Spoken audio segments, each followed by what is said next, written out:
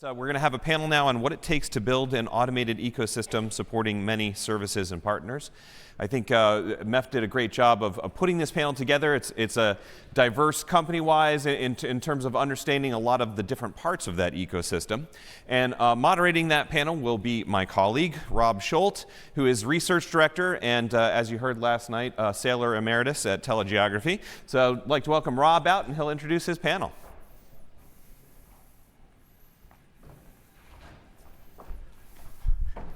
Great. I hope that I'll be better known for market research than sailing, but it is true. I've done a lot of ocean races and enjoy sailing in the wintertime, so that's a bit unique, I guess. So I guess I'd like to invite our panelists. In case you need it. Yeah, I wanted to take that for your slides. Yeah. Today we're going to talk about what it takes to build an automated ecosystem with many services and partners, and I think we've got a wide range of perspective here, and hopefully you'll get a lot out of this. To start, what I'd like to do is I'll ask each of the panelists to introduce themselves and start with the first question and kind of why we're all here. It's a bit of a softball question, but I think it ties in a lot of what we're talking about. Talking about why is an automated ecosystem important and why do we have to make this work. But Tom, I think you have a couple slides, so why don't we start with you, Sure. Okay. and then we'll go down the row. Right. Great. So I'll try that. So quick introduction. So I'm Tom Schnarr. I'm the Director of Product Management for our telecom products within ServiceNow. So I want to do a quick introduction. If any of you had the opportunity to sit in a Lumen presentation yesterday, he did a brilliant job. Brian Horn did a great job of introducing some of the value we deliver to our customers. ServiceNow is a cloud-based platform. We really drive a lot of capabilities. We're deployed at 80% of the Fortune 500 companies around the world. So when we talk about the ecosystem, the telecoms are a real key part of that ecosystem, but ServiceNow is probably going to be in a good number of those enterprises, in a good number of those suppliers. So we're in a really unique position to try to provide better integrations. But as you can see on the slide, we really start with a common cloud-based platform, and then we add incremental value with new applications and whatnot on top of it. We're really focused on delivering more value to our customers, and you can sort of see across the top the key values we're trying to deliver to our customers. Within the telecom space, a number of key functions, building and planning the network. We've got great capabilities around that. Driving a great customer experience and sales experience. Driving new revenue. We're very catalog driven, very configuration driven, data driven. So as we want to offer new products and services, launch new workflows for those services, tie in integration across the ecosystem, we've got great automation, great tools to do that integration. We see the MEF as a fantastic means of defining those standards, defining how to quickly onboard. One of my favorite parts of MEF are the service models and the product models. Having a common definition and a great starting point on how to represent these various products and services that we're offering, and then building the ecosystem from that common shared model. So thrilled to be here. I'll stop there and pass it on. Great. You can click through the next one. Great. Michael, I mean, we've just heard Michael's presentation. I feel like so I feel like when you wrote your presentation, you went through all the questions for the panel and addressed them all. But please, for anybody that wasn't, for anybody who walked in after my session, that's okay. But yeah, really inter-party automation based around standards approach. We started with the wholesale inter-provider automation. We're moving towards the enterprise automation where we can simplify, and actually take advantage of the building blocks of having those inter-party automation standards in place between providers. Right. Thank you. Ben, you also gave a presentation this morning. Hopefully everybody got a chance to see that. But I'll be brief. My name is Ben Edmond. I'm the CEO and founder of Connectbase. We provide a cloud-based platform and ecosystem for the connectivity industry, connecting about 350 service providers around the world. We have a serviceability management platform in the BSS, product catalog, quote management, and help transform how you buy and sell connectivity for a living. Arun. My name's Arun. I lead digital interconnection at Equinix. We are known as the world's largest data center provider, but we are larger than that. A large part of it is our digital ecosystem that we have. And then back to the ecosystem question you were asking us about, Rob, is it really accelerates digital transformation, both for partners and for customers. We live in a world where everybody wants things now, whether it's, and the challenge for customers is, can I spin services up? Can I spin them down quickly? Do I have a flexible pricing model? And for partners, it's harder to react to market demands or shifts unless you have full automation. And we'll get into that, I think, in some of the follow-ups. Yeah, Sam. All right.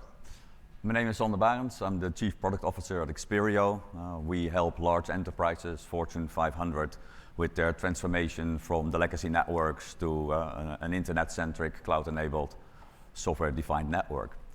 We bring this back to our customers via our intelligent internet platform, where we interconnect the experience that we give for our customers. That is across a fragmented internet space, and Michael already addressed it in his previous keynote, but yeah, a typical large enterprise will be on about 400 individual networks, and we all bring this back to a single pane of glass with a quality of experience for them to understand how the health is of that network. So what does NAS mean for Expereo? Well, if you manage such a large amount of suppliers around the world with all kinds of different technologies, we've always already had a vision of automation. Well, what we're discussing here in the MEF really is, for our interest, is to further streamline that and make sure that all those carriers and other peers in our industry can work more together and collaborate in order to support and enhance the customer experience even further. Good. So one thing I would say when I started researching this panel, the MEF put out a report on state of the industry, right? Looking at automating business functions between service providers. And I thought that was really key because it sort of laid the landscape of, different use cases. It talked about, some of the technical specs of the LSO Sonata APIs, all the different considerations that you have to have. So if you haven't read that, I would suggest reading it. It's about 75 pages, so, make sure you have a cup of coffee. Really informative. The one thing, we did business before automation. Automation has greatly improved the services and capabilities that we're able to offer to customers. I guess what I'd like to start with is what new services and capabilities has automation enabled, and how has that helped to expand the ecosystem? And maybe, Arun, we'll start with you so we don't go end to end all the time. Great. As you mentioned, we've had Interconnection, we've had this for a number of years. What's changed is the amount of interconnection that we now do between service providers or between customers. And this comes back to the sheer number of digital transformation that's going on across every vertical, every industry that you reference. So to really start to accelerate and meet the scale that it needs, the automation is a huge part of it. From our history of Equinix as well, when we first started, we've been curating ecosystems. Originally, it was at a smaller scale, and with the advent of our software-defined platform, Equinix Fabric, that has really accelerated. So now we're able to connect thousands of providers, thousands of customers, all without, all seamlessly, and all that is driven by a huge part of it is the automation and the standards and some of the other items that you mentioned earlier. Sure. And this is probably a question for both Ben and Sander, but automation, how does that play into the services that you deliver to your customers? How is that, how have you introduced that and expanded its use to deliver better service? And we'll start with Sander. Well, yeah, so what Aaron says, that within a close community, automation really makes a big difference for your customers and their experience. What we do is on a global scale, and we don't have the luxury of being able to go to a global standard. We do see a benefit there because a large number will eventually go to a standard, and that will make the interoperability so much easier. But what we have done is really try to take away the pain of the other suppliers and move that into our platform so that we can manage that for them and then have the benefit of the automation out of that. And that has been the strategy, very successful so far. Yeah. Right. Ben?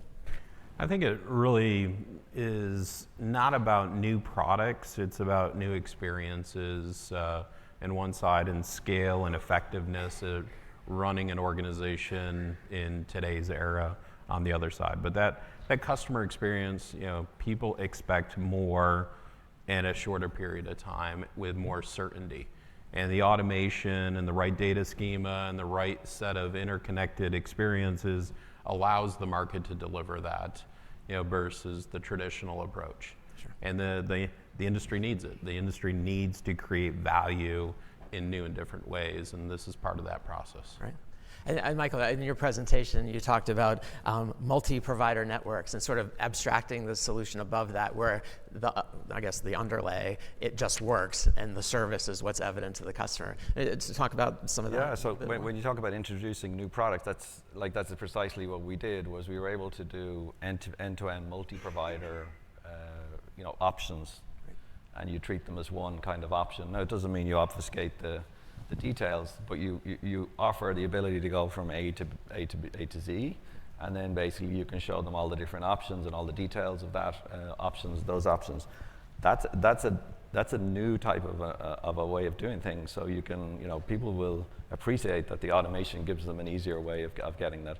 We actually have customers as well who are building their they're building in a tiering into their offerings, which includes the amount of self-service that you can have.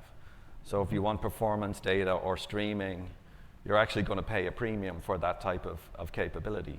And in the satellite, that was one example that I have, but I also talked to some other service providers, and they said that's exactly what they're trying to do, is build in some premiums in there.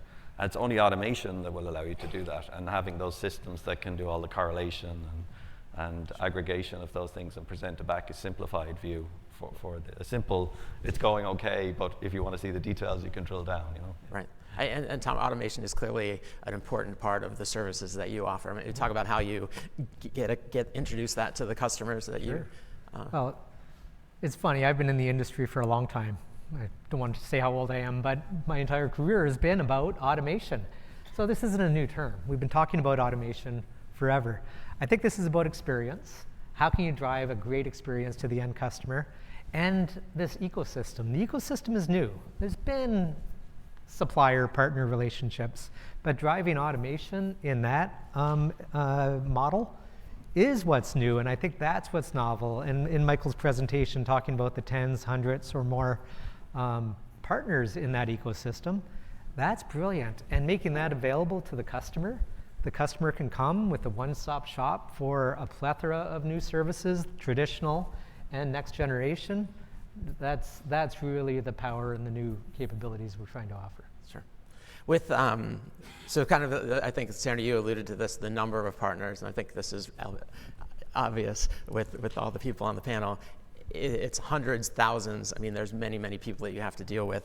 What are the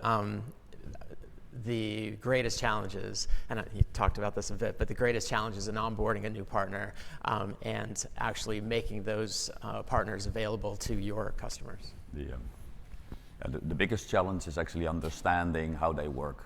It's the process and how we should interface.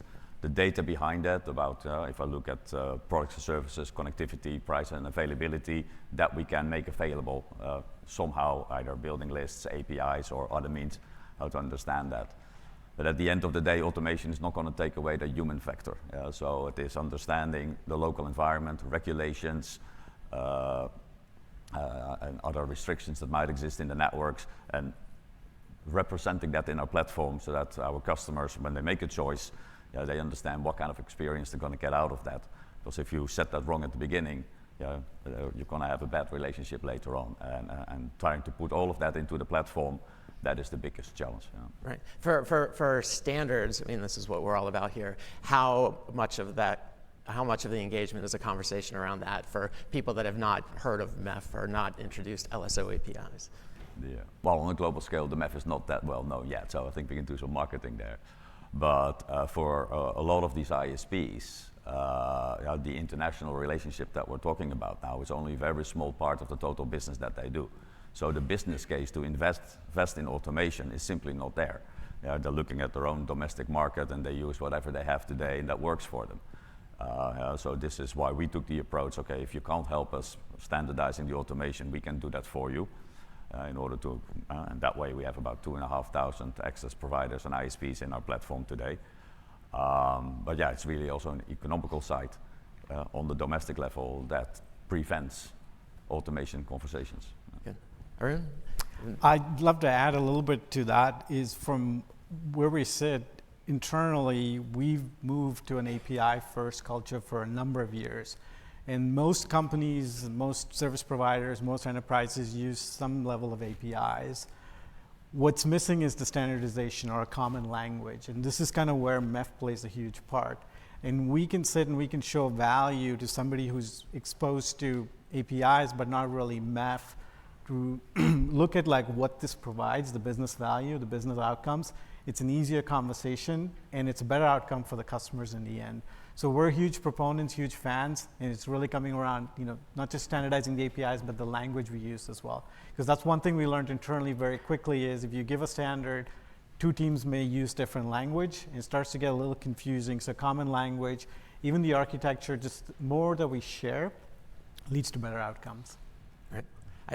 Ben, you nodded your head. I think that's... I mean, sort of central to what I was talking about earlier. The common language is just fundamental that we embrace, and really helps reduce the frictions out there to build that ecosystem. And just piggybacking on what Sanders said, I think one of the challenges that all of us have is understanding the rules to automate reality. It's one thing to have standard interfaces, even a common language, but to understand and interpret how things are best presented is an important aspect of not automating generic, but automating the reality of a very large, complex ecosystem.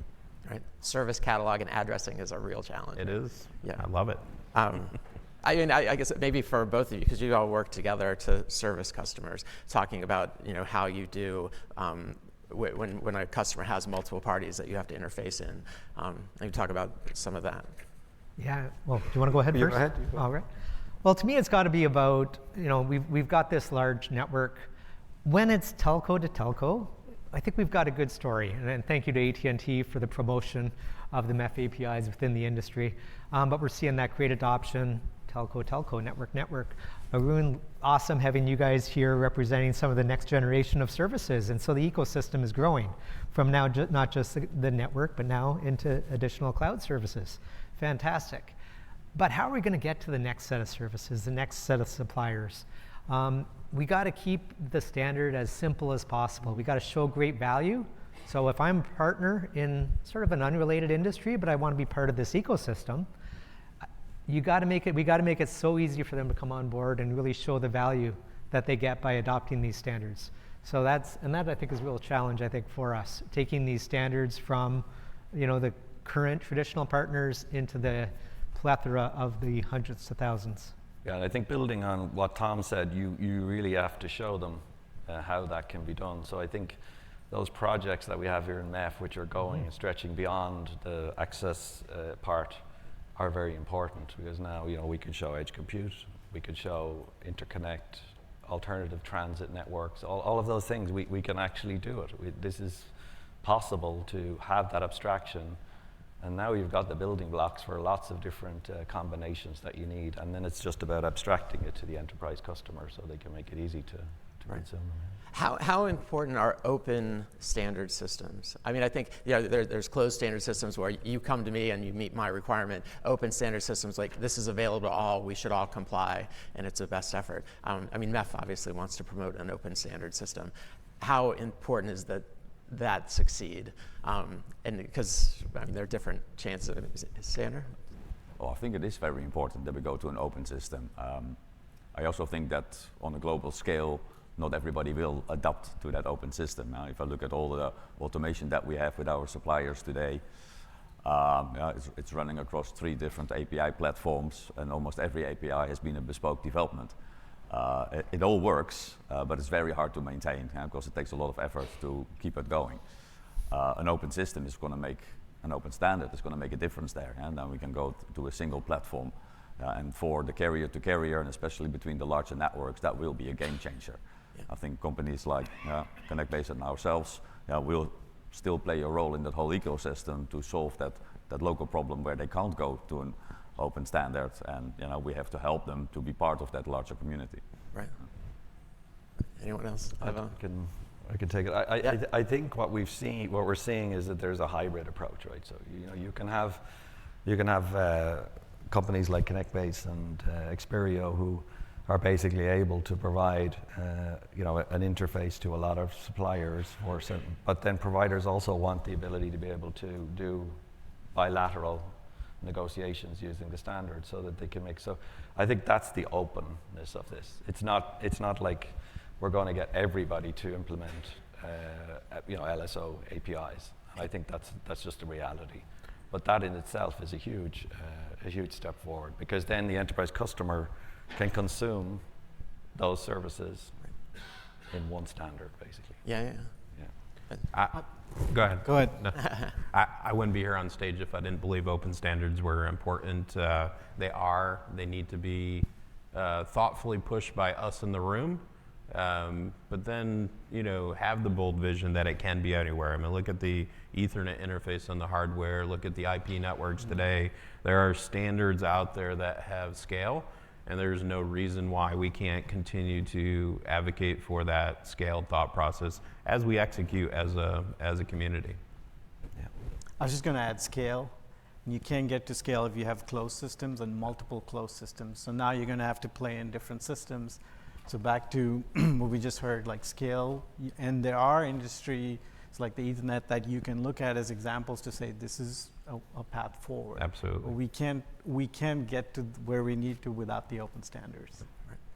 I was trying to think of analogies of it, and it seems like for IP transit, which is a little bit of a stretch, peering, right, is open to everybody, and that I think what we hope to do with the APIs is push this open standard to as many participants as possible, so that interconnection is easy, right? And they can work with each other and improve performance of their networks and take advantage of cost savings, and it may even be bilateral agreements, but still you have a standard way to do that and deliver it. So I thought that was kind of interesting.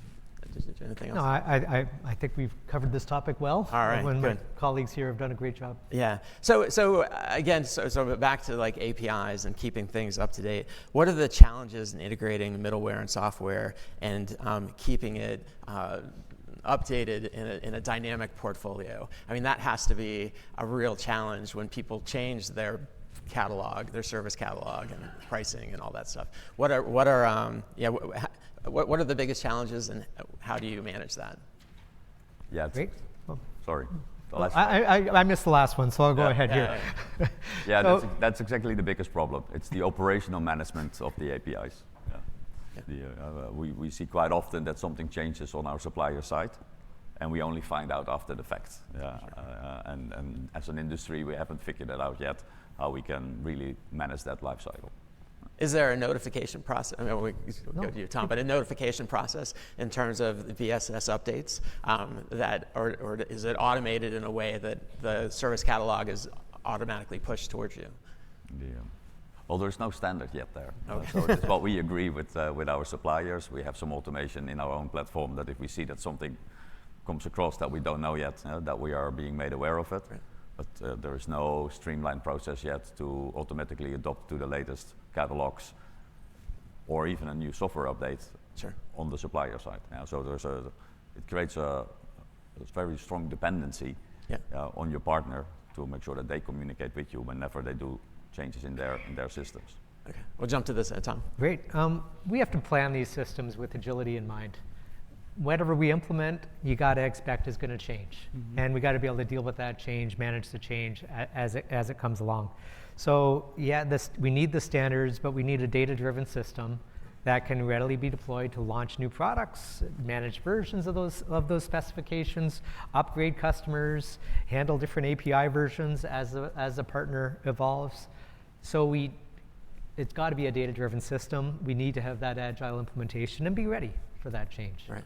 Yeah, I mean, Michael, in your slide, right, you had the customer, supplier, and then everything that had to happen in between, and the OSS/BSS was like an input at the bottom. Yeah, and that's why I was saying I think that separation of concern is critical, because if you look at the MEF APIs, people have to align on different releases of different APIs, and that's an agreement they have to have. You don't just change it and suddenly it breaks. So there has to be this agreement, and you've agreed on a release, and there's a 6-month release of those SDKs. And I think that has to be very controlled. Of course, we can, everything's modeled, so you can model new products and bring them in, but there's an onboarding process for that. You don't just suddenly show up in a new product. At least at this stage, I think our best bet is to get that onboarding part done, control the change, be able to keep a separation of concern between what you're doing with your customers and suppliers and what you're doing in your internal BSS OSS, because that is a point of breakage. You can break that. Yeah. And Ben, maybe talk about how do you schedule that? How do you maintain those APIs so they work all the time? Yeah, I mean, ultimately, it's the build cost is one thing in the API ecosystem. The maintenance and curation is a far bigger cost in the long term that people need to pay attention to and think about. Version controlling, observability, doing the right things in the stack to create that right experience, because the change creates a customer experience issue if you're not managing that effectively. So I'll just add on to what Ben shared, is the operational aspect is something that's not always considered. But we know APIs are evolving, they're changing. So thinking about version control or smart contracts, there are certain things that you're going to have to think through, because the one thing that we know is one of these APIs will change, or there will be something in there. And this is something we see when we work with our partners, with our customers. And more than that, we see it internal. Our internal teams that don't talk to each other will go change something and start to break. So the operational aspect's important as we go towards open standards, APIs, is there is an operational piece as well, a component to it. And it requires observability, it requires you to keep a close eye, knowing that at some point, sooner or later, you will see one of those APIs stop working or break. Good.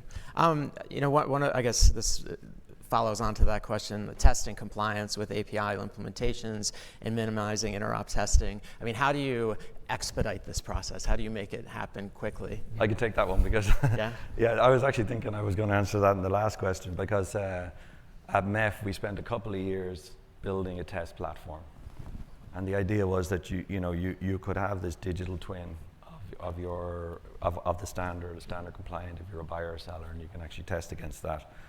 And only after you've passed those tests can you start thinking about going into production with some changes, right? So it's a very controlled measure. Right. But even beyond that, each provider can have their own sort of specific things, products. Maybe they do async instead of sync. For some of the APIs, they're not ready to do sync. And a few other things like data integration is another one, where maybe they pass across currencies with EUR or something, and they just have to get that right? To have a platform where you can go and do that as a pre-interop testing is very important. And we worked at MEF to bring that in, and we're using it very effectively to reduce the onboarding of change, initial onboarding, and then the onboarding of change. Is that the reality, Ben? Is that I mean, absolutely. And Michael's the authority to speak on it, because they built the test kit to go do so. But 10% of my team is in testing, and for the reality that if you solve problems up front and not in the customer experience, it's just a better ecosystem for everyone. But it also just good hygiene on building millions of lines of code of that's the right way to do things. Observability at the end, testing in the front, and just continuously drive better organization. The little things like currency, shouldn't be subjective in our standards though. And today those idiosyncrasies come through, but over time, more rigor around those idiosyncrasies are more important. Just maybe one important thing, because I didn't mention, but taking it one step further, you can actually build those emulations into your CI/CD process, so that you can test if something will actually break. So these kind of things are very important. So if one of your upstream pieces works or something, you'll suddenly find out, and you can run it overnight, and it's kind of all that proactively trying to identify where problems can happen, because problems can happen. And if I could, and I'm hearing all this, I understand process and control, but it also sounds complex. So if I'm a supplier coming on, I mentioned earlier, how do we keep it simple? How do we make it so that they can define and provide their capabilities into the ecosystem? we can't burden them with too many restrictions. So I'm a fan of the testing, but we got to make sure that that's a quick and simple, easy experience for them to come on board. I don't That's why I think we disagree, need to but put it into the CI/CD process. It's more like, you know, I want to make a change, I do all the tests, and then I'm ready to go into production. Sort of that's and just the reality of our ecosystem. I've been in this since selling X.25, and there hasn't been a moment that this industry hasn't been complex. You know, driving simplicity is, you know, what we should be thinking about. But there's a realism when you're dealing with 11,000 physical last mile owners, 23,000 in the fabric of peering, the complexity of intermediaries and this thing called geography, that creates complexity. So as much as we can simplify that through standards is good, but there's a degree of reality that is in our current state that we just have to think through of how to deal with. Arun, did you have? Most of it's been covered. It's really thinking through the development or the engineering process, the gates, that we call them gates. So if you start building those gates early on in the pipelines or when you're doing CI/CD, is you're a step ahead. Now, a lot of developers don't like to do that, or they say, I just want to build a feature. But this discipline really helps you down the road. So it's really showing them like 3 months from now when something breaks, like when you pushed a piece of code, you're not depending on somebody else to have tested it. The gates would catch it. So that's something that is a little bit of a mind shift change, but it pays off really well when you operate it. Yeah. Sainer, how much investment do you have to do in maintaining APIs? I mean, what percentage of your team is this? It's a team of 3 people that do nothing else but maintain the APIs. Right. Yeah. And we have a whole dashboard where we can see exactly the operational state of each of the APIs, also the error rates around them, and then if we see something is wrong, finding the error is what takes most of the time today. Sure. Because this again you have to do in collaboration with your partner. Good. I just want to open, if there are any questions in the audience for the panel, I'll do that quickly first. Anything? Good, I guess we covered it all. So, I mean, we're coming close to the end. I think we started a little late as well. But I think, you know, one of the things with the MEF, we're looking forward, and we're trying to anticipate what we can do to make things more efficient. And with that efficiency, we expect, you know, better business, greater revenue, you know, more cooperation across the industry. What are the biggest advancements you expect to see in the next year? Pretty simple question. Ben, we'll start in the middle. Yeah, I'd love to see advancements around standards on performance, deeper and more thoughtful and more rigor operationally across the organizations that are participating in MEF. I think, you know, what we see is there's some that are milliseconds in performance and some that are minutes and long minutes in performance, some that can take hundreds, some that can take single, and just getting more rigor around the reality that impacts the customer experience greatly, and we need to be thoughtful about that as an ecosystem. Sure. We'll go inside out. Arun, would you like to? More adoption. Yeah. Very simple, more adoption. The more adoption that we get, just from our experience, we've had some telco partners that have adopted it. Some of the service providers are still reluctant, and so really driving adoption is going to be key. And we've talked about like the simplicity, operational, thinking about operations, but adoption is key. Like if we can solve that, then we can go do more advanced things. Right. Michael? I think the main thing I would see is that we add more products and services into the mix, because realistically it's driven by the buyers, right? So the buyers and the sellers will then see they can sell more of these services, they can do more things by combining them. We started down that road this past year. We're doing great work there. I'd like to see those going into production, and really this will change the game altogether, because you will have a reason. Those sellers will now be running into Automate rather than kind of, you know, doing it in response to an individual customer. They'll have many customers, and they'll see it as a new channel to market for all of their services. You know. Sure. Yeah. Tom? I love the comment Michael just made about the new services. We got to keep onboarding new capabilities, abstract that into the product model, and make sure those products are simple and easy to consume. Because again, it's all about that user experience. And that's what I want to see, or I'm really looking forward to in the next little while, is a simple way of ordering, managing, and using the services that are being offered. Good. Sander, you get the last word. Yeah, to close it off, well, let me build on what Tom just started. I think all of that is going to be the foundation that's going to be necessary to build up that customer experience. At the end of the day, we're all trying to address, either directly or indirectly, the enterprise.